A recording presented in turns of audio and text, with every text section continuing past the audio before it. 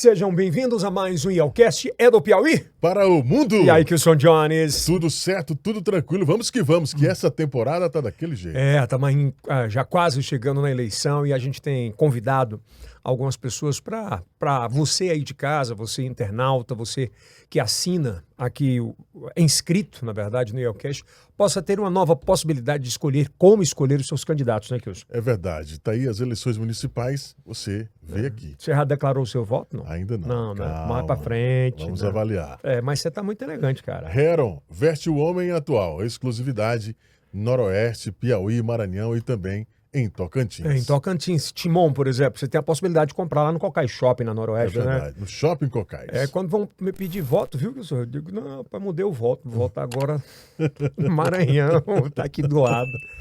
Pra não zangar os amigos, né? É verdade. Ficar todo mundo de boa. Bom, quero te convidar para se inscrever no canal, ativar o sininho, dar o like aí, rumo a 1 milhão de inscritos em todas as plataformas, seja no Instagram, TikTok, Kawaii, Shorts do YouTube, Facebook. Você vai lá, bota IELCast, vai aparecer a nossa rede principal lá para você seguir, acompanhando passo a passo todos os cortes, os bate-papos maravilhosos. Kilson, vamos nessa? Vamos sim, hein? Agradecer aos nossos patrocinadores que aparecem aqui atrás, que Dessa nos moral, ajudam a fazer aqui o nosso IELCast, que é feito na Estação I Estúdios Criativos, o maior ecossistema digital do Brasil e é aqui no Piauí. Bom, nosso bate-papo é um cara jovem, como a gente fala no interior, é muito desenrolado, desde muito novo, né? Na eleição passada, para você ter ideia, ele teve mais de 3 mil votos. Tem uma história no empreendedorismo, tem uma relação muito direta com a questão de emprego, de qualificação, e colocou o seu nome mais uma vez à disposição para disputar uma vaga. E o que é legal, viu, que a gente está vendo de meninada jovem, galera com um outro conceito sobre gestão, um outro conceito sobre como lidar com o povo, né? Tem experiência de povo. Ele já foi secretário do Estado muito cedo ali, aos 24, 25 anos. Então, esse bate-papo de hoje, uma salva de palmas. Daniel Carvalho, seja bem-vindo. Seja bem-vindo, Daniel. Tudo bom? Tudo bem? Acertei o início, é mais ou menos isso? É mais ou menos isso. Obrigado, Elton. Obrigado, Kilson. Obrigado por estar me recebendo aqui nesse ambiente tão bacana aqui que você conseguiu fazer aqui no nosso estado. Que é bacana, é bom, é gostoso, é um bate-papo tranquilão. A gente chama de Orabá, né, Kilson? Exatamente, Orabá. Onde a gente bate papo, troca ideia e acaba aprendendo um com o outro aqui. Daniel, eu queria saber quem é o Daniel Araújo de Carvalho, de fato. Ele vem da onde? Ele é filho de quem? Ele é irmão de quem? É esposo de quem? Conta aí pra gente. Eu sou daqui de Teresina, Yeltsin. Sou filho da Ana Paula, que é da nossa deputada Ana Paula. Sou filho do Hernani Pires de Carvalho, também empresário aqui dentro de Teresina. Sou irmão do Henrique, meu irmão pegou o mundo aí. É o mais velho? É o mais velho. Ele é o mais velho. Ele é o mais velho. Meus pais tiveram um filho muito jovem, ele é o mais velho, tem 2 anos só mais do que eu. É mais velho aí, 2 anos a mais. Não, mas é porque minha mãe teve filho com 22, eu acho, nova, 21, né? foi muito nova, então... E ele foi pra onde? Meu irmão foi para Brasília, fez direito na UNB, depois se mandou, largou a advocacia, foi fazer agora ciência da computação na USP, terminou o curso dele lá, tá trabalhando. Foi a profissão do momento, né? Sim. Sem sombra de dúvidas.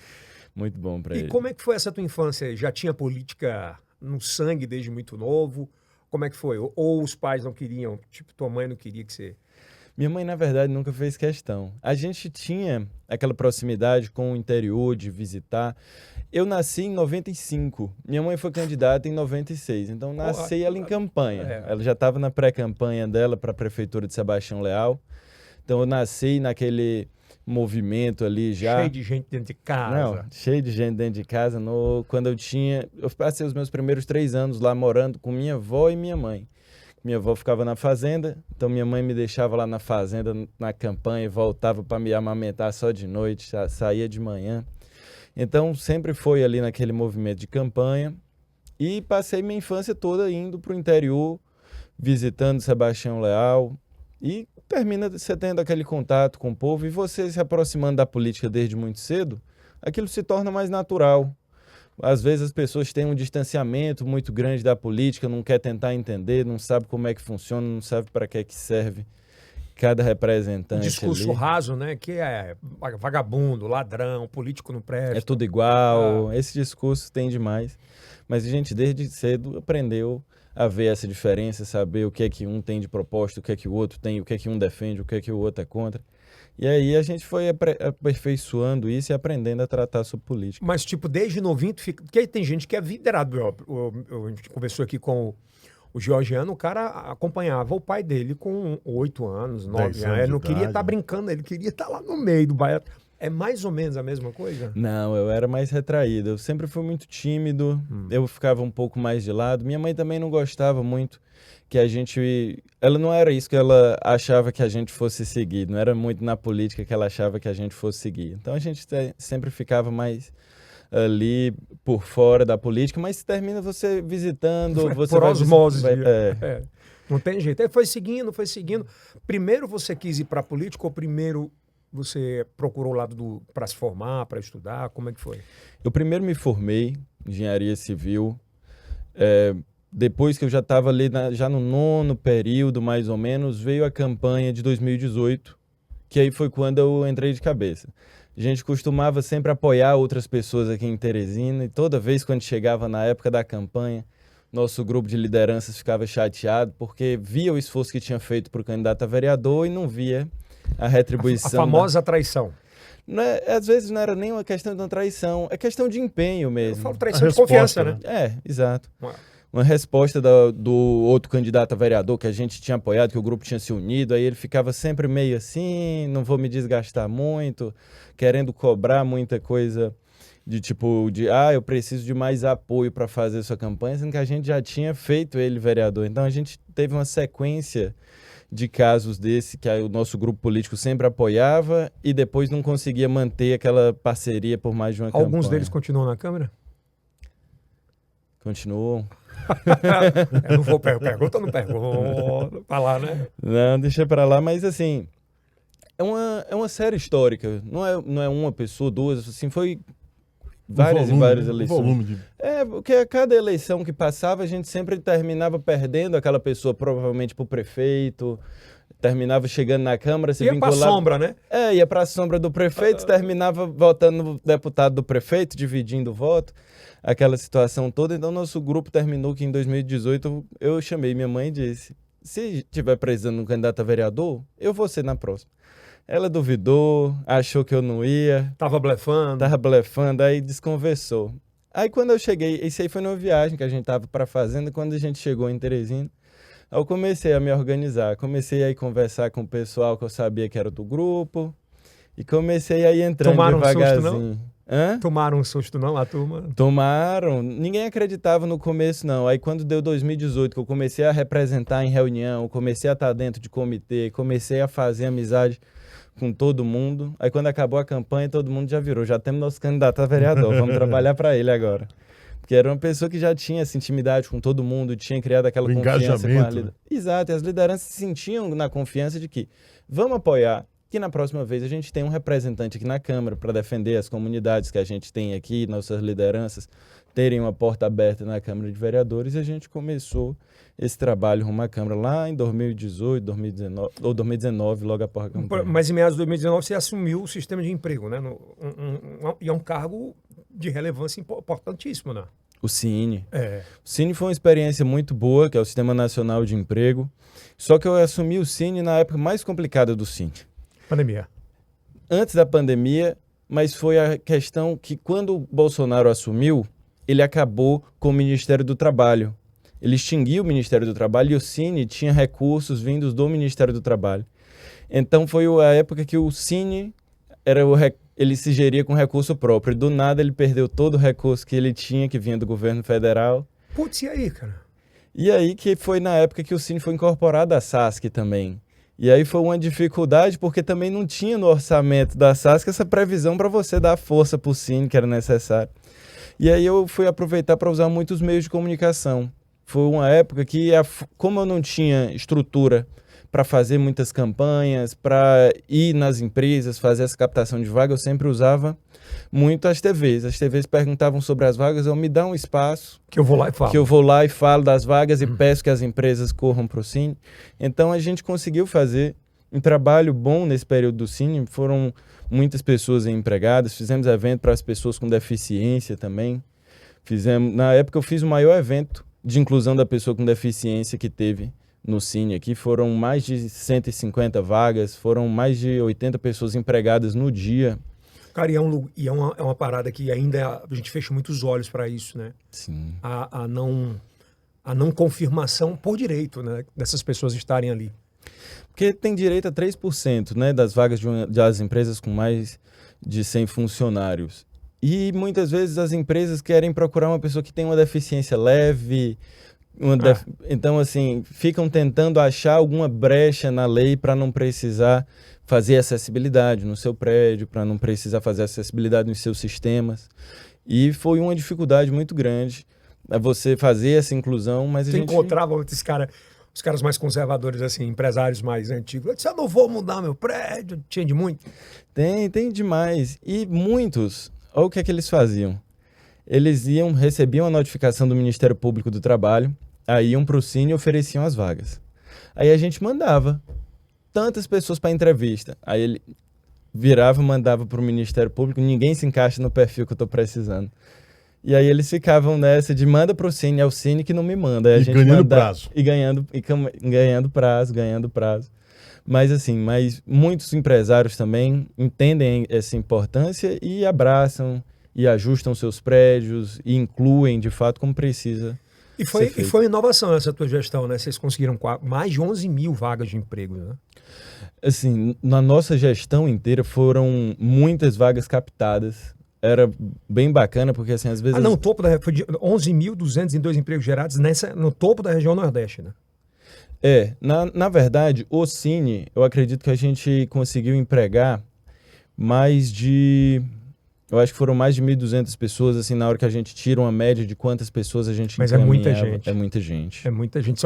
A gente fala aí de 1.200 famílias, né? Exato. Na sua grande maioria. As pessoas ainda acreditam, ou acreditam cada vez mais agora no formato do Cine, de busca de emprego. Antes, em outras gestões, tinha muito a história da indicação. Não, vou indicar você. Hoje é bem meritocracia. Tu deixou bem implementado isso lá? A gente conseguiu implementar muito de mandar de fato, porque existem algumas limitações no Cine. O Cine tem muita coisa para ser melhorado. Uhum.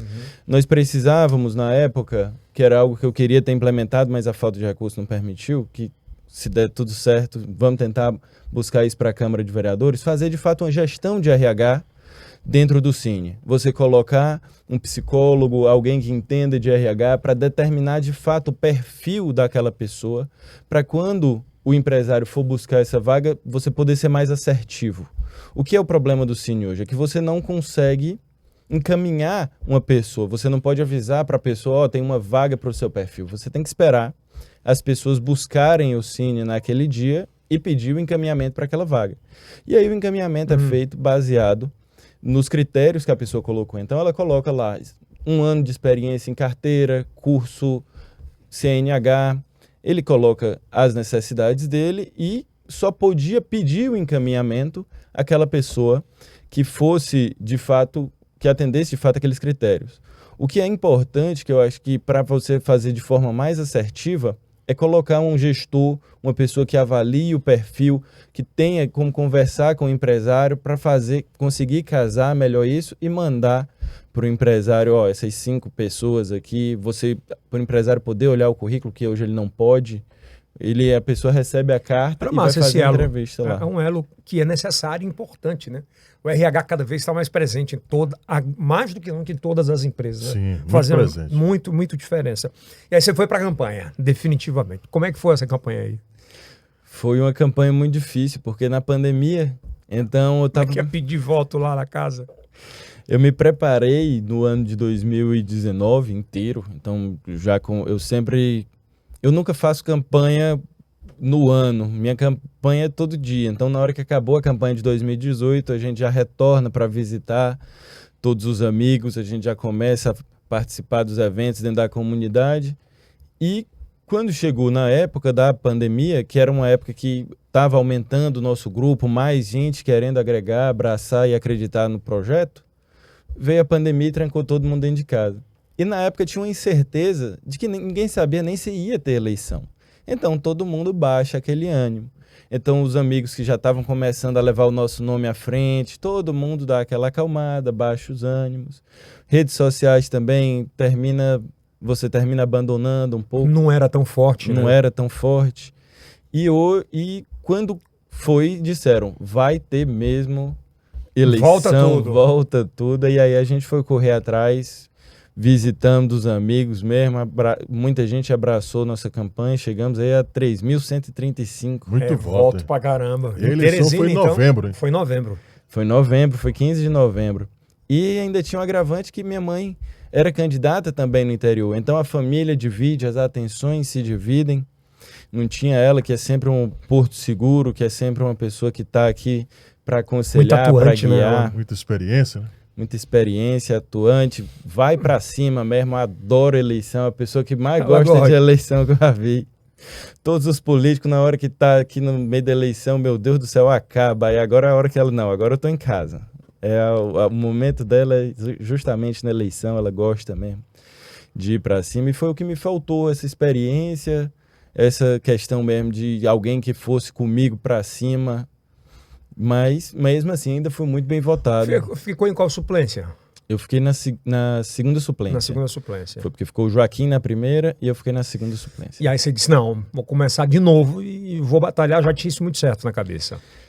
Foi no dia que eu perdi na verdade, um pouco antes, na semana antes de perder a eleição, de ficar na suplência, eu tive uma conversa com meu pai e aquele momento que você fica naquela de, rapaz, será que é isso mesmo? Eu conversei com meu pai, eu não sei se é isso que eu vou fazer da minha vida, vou ver o que é que vai dar nessa eleição, depois qualquer coisa eu volto a só construir, volto para a engenharia. Aí ele virou, meu filho, esse aqui foi a coisa que eu vi você mais se dedicar na sua vida, toda a vida que eu lhe conheci, a única coisa que ele fez, sair de casa de manhã, ficar em casa até 10 horas da noite, dormir cedo para acordar no outro dia e fazer a mesma coisa. Durante esses últimos 6 meses, sair no meio da pandemia, todo mundo preocupado, e você querendo sair, você indo, visitando. Meu filho, acho que seja isso mesmo. É isso que você vai fazer da vida. E aí, te decepcionou a quantidade de votos ou não? Na época, sim, Eldson. Mas foi mais por inexperiência minha. Foi? Foi, porque, na verdade, hoje eu me vejo surpreso até. Todo mundo que fala comigo, que a gente conversa sobre a campanha, fica surpreso que eu tive muito voto. Na época eu esperava 5 mil, mas é uma inexperiência de você achar É um processo necessário demais, né? É um processo necessário para aprender. E aí você começou a campanha logo depois? Logo depois a gente voltou a visitar todo mundo, conversar com os amigos e dizer que já ia para a próxima. E já organizando a campanha de deputado e segue em frente. Daniel, a gente percebe que a Câmara Municipal deve renovar 45%, 50%, como tem sido nos anos anteriores. Muitos vereadores, alguns deles, a gente não sabe nem se é vereador. Se passar, não sabe se é. Verdade. Como é que você pretende trabalhar com as comunidades logo que for eleito? Você, como um jovem, atuante, empreendedor, como é que você pretende se comunicar e como é que você tem visto os outros vereadores se comunicando? Como é que você vê daqui para frente? Eu vejo que muita gente, muitos vereadores, passam os 4 anos sem conseguir, de fato, se comunicar com as pessoas. Muita gente diz que eles estão se escondendo. Às vezes não é nem isso, é só falta de conseguir, de fato, se comunicar, entrar dentro da comunidade, mostrar seu serviço. Eu sempre comecei muito em parceria com instituições filantrópicas como sopa, grupos de sopa, grupo de capoeira, grupo de futebol. São diversos projetos sociais que a gente sempre está apoiando, sempre está visitando para ver como é que está funcionando, que são, de fato, agentes transformadores dentro das comunidades. Essa é uma das minhas principais pautas da campanha, de fato, conseguir abrir as portas da prefeitura para esses grupos, para essas pessoas que querem doar o seu tempo, mas que às vezes falta mínima condição. Às vezes tem um professor de música, quer dar aula, quer fazer o projeto social, não consegue um teclado, não consegue um violão de apoio pela prefeitura. E eu sempre gosto muito de visitar esses projetos, ver como é que está o andamento, ver a transformação de fato que eles conseguem causar lá dentro, e a gente vai intensificar isso, tendo um mandato na Câmara de Vereadores. Dá para fazer bem melhor do que aí, tá? Eu acredito que sim. A gente precisa de uma Câmara propositiva. A gente precisa de uma Câmara que, de fato, chegue com projetos de vamos... Eu sei que o vereador não pode gerar um gasto orçamentário para a prefeitura. Mas vamos lá, a gente tem como dar ideias melhores, a gente tem como propor ações que vão, de fato, ajudar a estar mais próximo da comunidade. O vereador, ele funciona basicamente para trazer a prefeitura para perto da comunidade. Seja através de fiscalização, seja através de emenda, seja através da reivindicação da comunidade por uma legislação nova, de qualquer forma. Mas o vereador faz com que o povo, de fato, quem está mais na ponta, quem está mais distante da prefeitura, possa ser escutado e a prefeitura possa ver aquela comunidade. Como é que você vê a questão das SAADs? As subprefeituras, elas estão bem divididas, existem regiões que têm até 2 SAADs. Elas têm condições de melhorar? Eu sempre discordei da divisão das SAADs. A SAAD, a leste e a sudeste, até que estão ok. Mas a centro, norte e sul, eu acredito que precisa ser feito um redesenho. A grande importância, a meu ver, que você tem que olhar para a SAAD centro, por exemplo, ela tem que estar delimitada nos locais que tem problema de centro. São Pedro tem muito mais problema de centro do que a questão ali do Dandara dos Cocais, do Jacinto Andrade. Então, as questões que têm que ficar ali retidas ao centro de Teresina, aquele centro expandido, locais que não sofrem mais com tanta invasão, locais que boa parte dele já está asfaltado, mas que ainda sofrem com drenagem urbana.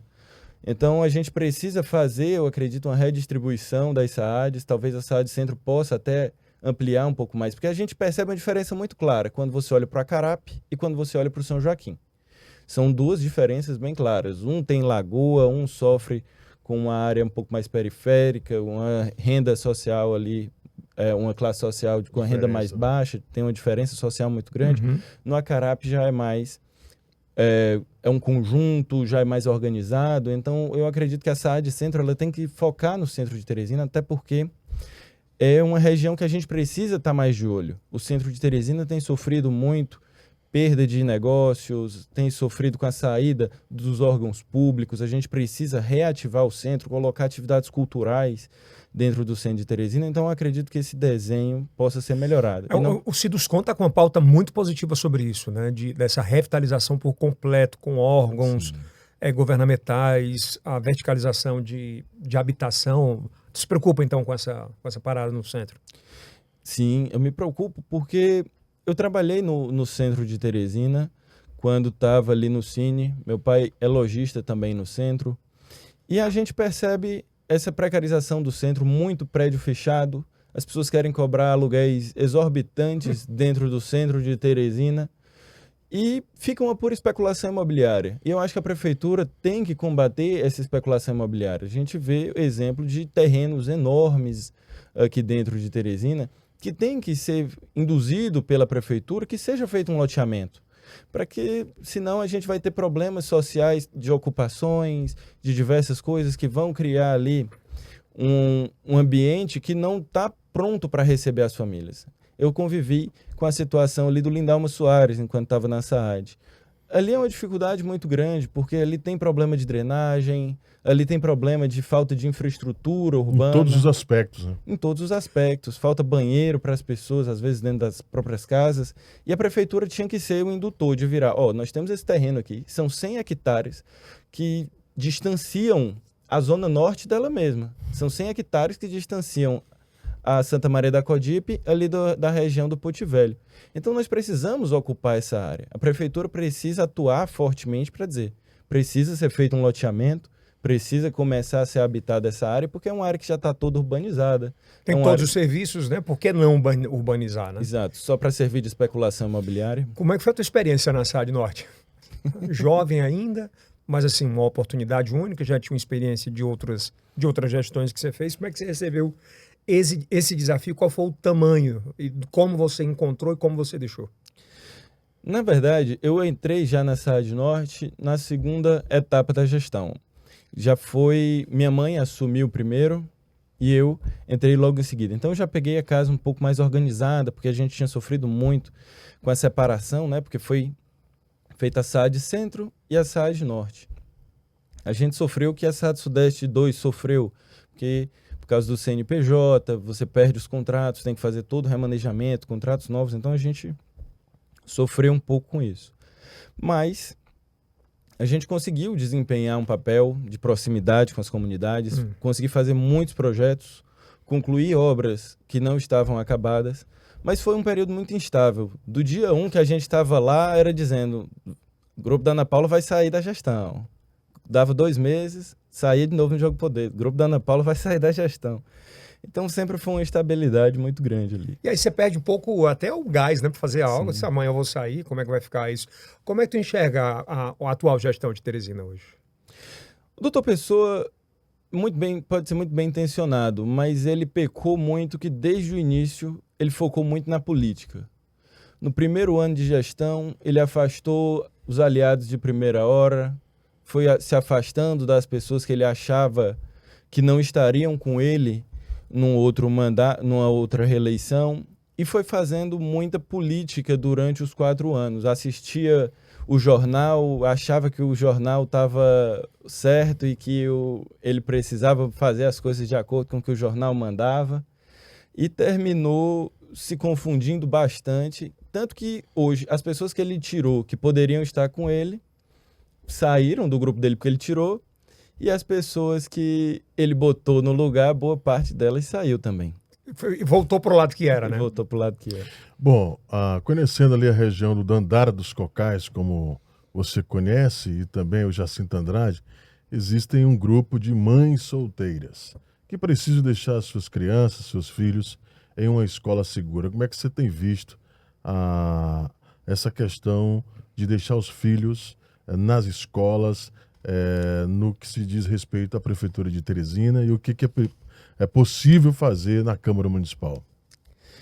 Primeiro passo para a gente conseguir ajudar a resolver esse problema é a cobrança, porque nós temos ali perto do Dilma Rousseff uma creche que, quando a gente assumiu a gestão, estava em construção. Ainda hoje ela não terminaram. Puts. A outra escola em tempo integral, que é para ser ali na Duque de Caxias, obra bacana mesmo, bonita. 15 de novembro. 15 de outubro. 15 de outubro. E também ainda está para ser concluída. Essas obras sendo concluídas, essas escolas em tempo integral, essas creches em tempo integral sendo concluídas, eu acredito que a gente consegue dar mais comodidade, mais liberdade para essas mães poderem voltar a trabalhar e ter onde colocar os filhos com segurança. E o Fábio tem apostado muito nisso, a gente vê no plano de governo propostas concretas para isso. Eu acredito que a gente vai estar lá cobrando para que de fato saia do papel, não passe tantos anos assim em construção e seja realmente entregue para o povo. E aí em 2023 você teve um novo desafio que foi na escola de trânsito. É uma outra experiência, porque você vai de SAAD agora para a escola. São duas coisas bem diferentes, ou não, né? Como é que foi lá? Foi bacana, foi uma experiência muito boa se aproximar dessa área do trânsito. A gente vê muito pouco sobre trânsito e transporte na faculdade de engenharia, paga uma matéria e outra, mas quando você entra de fato para ver, você vê o impacto social que o trânsito tem, tanto do transporte público, que a gente termina se aproximando, conhecendo mais, dos motoristas de aplicativo, táxi, Uber, e também da questão dos acidentes de moto aqui na nossa cidade, porque Teresina está entre as capitais que mais tem mortes por acidentes de motocicleta. Então é um problema que a gente precisa educar o nosso povo para isso, para que a gente possa evitar essa quantidade de acidentes. Mas o gasto do HUT é com acidente de trânsito. Traumas, principalmente acidente de moto. Então a gente precisa fazer uma política pública que de fato eduque as crianças que vão virar futuros condutores, que eduque os condutores a realmente se prevenir de acidentes de trânsito, né? Se preservar a sua própria vida, através simplesmente de seguir as regras de trânsito, que não precisa mais do que isso para você evitar 90% dos acidentes. Aí não adianta também você colocar a escola e o pai tá com a menina aqui do lado, o filho do lado e o seu Johnny. Aí entra no sinal vermelho, pula a faixa. E tem muito isso, né? Essa cultura tem que ser de casa, né? Exato. Quando eu estava na Escola Piauiense de Trânsito, eu fiz alguns eventos, fiz o maior número de intervenções educativas aqui dentro da nossa cidade. Teve um dia que nós tentamos mesmo atingir todo mundo de Teresina, fizemos quase 15 intervenções educativas. Como eram essas intervenções? Ela aparentemente é uma blitz, só que ela não vai multar, ela não vai apreender veículo. Educativa. Ela é educativa, ela é uma intervenção educativa. E aí a gente vai trabalhar conscientização, entrega de panfletos, conversar com a pessoa, verificar se ela está andando errado. Às vezes a pessoa sem cinto, às vezes a pessoa sem capacete. Ou no telefone? No telefone. Era engraçado. No telefone só não tem, porque todo mundo desliga na hora que vê o cone. Mas era engraçado. Às vezes o pessoal parava uma esquina antes, ficava sentado lá, ligava para alguém vir pegar a moto. Às vezes dobra na rua antes, achando que é de fato uma blitz e que vai perder a moto. Mas a gente precisa de mais ações como essa para que as pessoas se É legal porque o cara vai dizer assim, porra, saí do bar aqui, tomei uma, fui dirigindo, que não posso, é crime.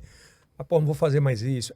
Esse termo de conscientização, Exato. né? Você termina dando um susto na pessoa e a pessoa às vezes se acalma. Não dá mais não. Da próxima pode ser que algo pior aconteça, né? Fizemos ação no carnaval, fizemos bloquinho aqui. Foi legal o carnaval? Foi, visitamos os bloquinhos de Teresina, diversos bloquinhos, teve ação com bafômetro dentro do bloquinho, do motorista da rodada, fizemos ação em Luiz Correia. Eu não vi, assim, eu não sei se é porque foi mais inchada assim, mas eu não tinha visto e achei legal a ideia. Permaneceram, continuaram com... Eu acredito que para o ano que vem vão continuar, mas a gente fez alguns, a gente fez no Luiz Correia, na praia de Atalaia, a gente colocou um localzinho para beach tênis, um local para as crianças, com atividades de trânsito e você divulgando a escola de trânsito e a pauta do trânsito, conversando ali também com as pessoas que estão aproveitando a praia, exatamente para conscientizar. É porque é um processo, não adianta a gente acreditar que uma ação individualizada vai reduzir a quantidade de acidentes de trânsito que nós temos. É um processo cultural. Então, nós precisamos fazer esses eventos, fazer esse tipo de ações e manter ao longo dos anos. Não dá para fazer só uma vez, é verdade. Por exemplo, vai chegar agora o final do ano. Tem que ter esse tipo de intervenção ali na entrada de Luiz Correia, conscientiza a galera, até para dizer assim, não, pô, no final do ano é coisa de ficar tranquila. Eu me lembro que, eu nunca mais tinha visto, mas eu me lembro que uns 3 ou 4 anos atrás tinha muito. No carnaval, com trânsito, aí tinha preservativo. Tu lembra dessa? Que era o Detran que fazia, inclusive, em parceria com a Secretaria de Saúde, né? E aí te fez muito bem, então, essa passagem por lá. Deu para desenvolver muita coisa. Sim, conseguimos fazer curso, que levamos também muita gente para o mercado de trabalho, curso de instrutor de trânsito, voltado para as autoescolas. Foram mais de 40 vagas gratuitas, um curso que é mais de R$1.000 se você for fazer ele particular. E é um processo que vai também ser dado continuidade. E teve uma galera que saiu empregado de lá? Saíram, acho que mais da metade da turma saiu empregado. Tem a demanda, né? Por exemplo, hoje a gente tem uma demanda absurda de instalador de energia, de placa de energia solar e puxador de cabo de fibra ótica, né? Sim, com salário de... Não tem profissional no mercado. O negócio... Por exemplo, caso tu seja eleito vereador, tu pensa em poder somar à prefeitura, claro, e quem sabe Teresina tem uma escola municipal de qualificação profissional? Com certeza, isso é de extrema importância. Quando eu estive no Cine, nós conseguíamos fazer, através do Qualifica Piauí, que tinha um caminhão itinerante que ia qualificar as pessoas direto nos bairros, para dar mais acesso às pessoas. Então você ia para um local que não tem uma escola de qualificação, você conseguia disseminar, levar para mais gente. O objetivo é que a gente possa levar principalmente para quem está mais distante do centro de Teresina. E às vezes é qualificação básica, às vezes é mexer no Excel, que a gente não tem. Então, assim, são coisas que são simples, maioria das vezes, e que faltam. E você consegue fazer, ensinando a pessoa a mexer no computador, você já consegue oferecer uma plataforma de cursos online, digital, depois que você ensinou a mexer a utilização do computador. Então, a gente tem muito a ampliar nisso aí. E você já faz o link com o Cine. Então, você já qualifica, já coloca a pessoa no Cine. Já linka, né? Já linka. O empresário ele já pode correr ali atrás, porque ele sabe que tem gente saindo preparada com aquele curso que ele precisa. Você vai às empresas, vamos aproveitar o nosso Polo Industrial Sul, perguntar o que é que vocês precisam aqui, para que a gente possa qualificar, de fato gerar emprego, fazer com que essas indústrias possam se desenvolver mais, ampliar o seu quadro de funcionários e melhorar a nossa economia. Daniel, agora você vai para mais uma batalha, né? O que essa eleição está diferente para vereador de Teresina de outras corridas por uma vaga na Câmara? Tem muita gente forte. Tem muita gente que está brigando.